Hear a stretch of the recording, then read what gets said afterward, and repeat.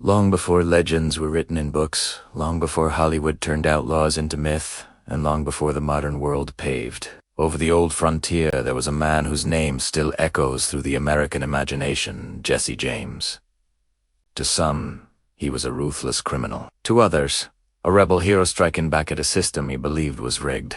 But behind the shootouts, the train robberies, and the stories passed from campfire to campfire, lies a deeper mystery. One that stretches across miles of backcountry, hundreds of secret codes, and a fortune in gold that has never been found. This is the hidden world of Jesse James, Lost Dresseur, a story where history and folklore collide, where outlaw cunning met Confederate secrecy, and where the American landscape may still be hiding something extraordinary beneath its soil. To understand how this legend began, we must step back into the ashes of the Civil War. This was a time when Jesse James was not yet an outlaw, but a teenage guerrilla fighter shaped by the violence, chaos, and revenge that engulfed the nation. When the Civil War ended, the South was broken, but not defeated. Many Confederate networks went underground, forming secret groups sworn to continue resisting through sabotage, espionage, and hidden operations.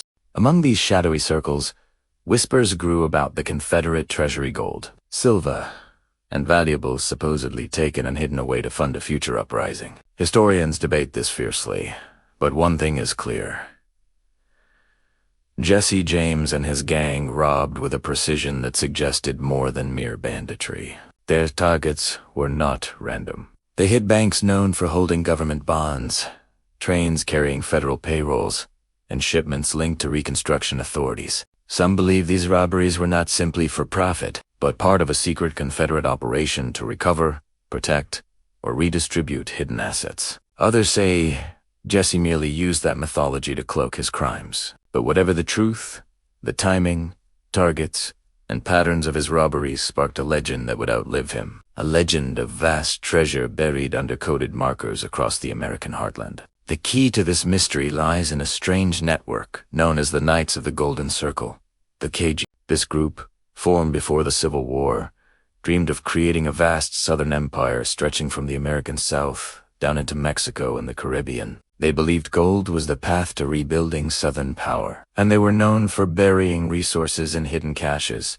marked by secret symbols carved into trees, rocks, and creek beds. Some researchers argued Jesse James was not only associated with the KGC, he was one of its key operatives. According to this theory, Jesse didn't bury treasure for himself. He buried it for the cause, hiding it in dozens of secret locations. Each site was marked with coded clues that only initiated members could decode. Maps recovered decades later appear to show triangles, compass bearings, and cryptic inscriptions aligned with natural landmarks. Whether real or fabricated, these maps fueled a belief that Jesse James left behind a network of treasure sites stretching from Missouri to Oklahoma to the deserts of New Mexico. But the story becomes even stranger. In the mid-20th century, a man named Bud Hardcastle claimed that Jesse James faked his death in 1882, a theory embraced by some descendants. According to them, the man killed in St. Joseph, Missouri was not Jesse,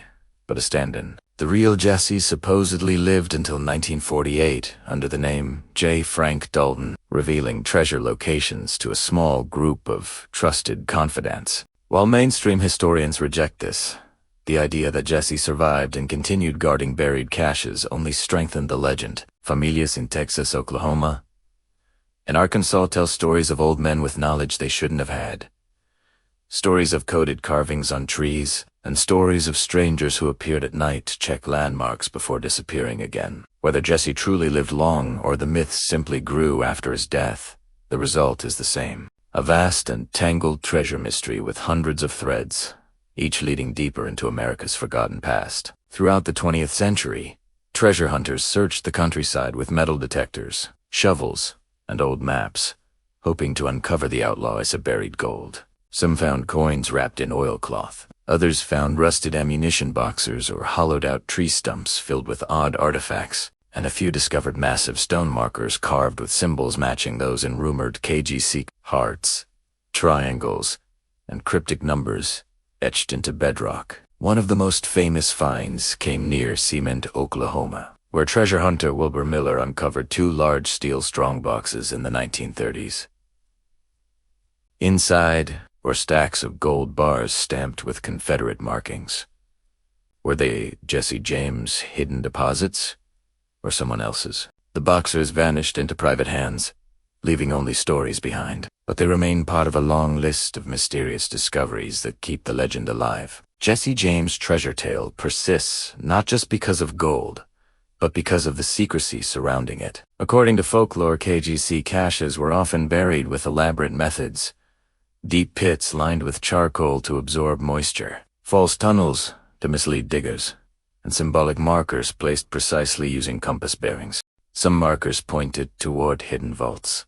Others were decoys. Some referred to astronomical positions, suggesting that treasure sites might align with solstices or star patterns. In some places, large stones bearing mysterious symbols were found arranged in circles or triangles, geoglyphs that could only be understood from above. Whether these formations were truly linked to Jesse James or were natural coincidences twisted into meaning, the effect is the same.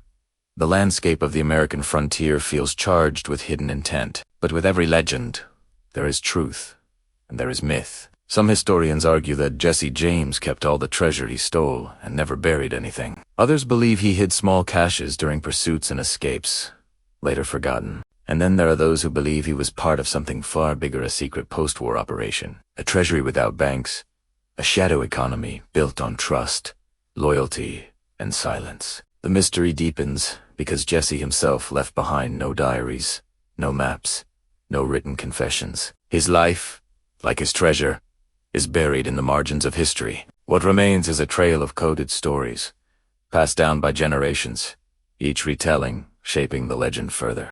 In truth, Jesse James' hidden treasure is not just about gold deeds, about identity. It's about how America mythologizes rebellion, how outlaws become symbols, and how stories shift from fact to folklore. The treasure itself may never be found, or perhaps it already has been, quietly, by those who understood the codes.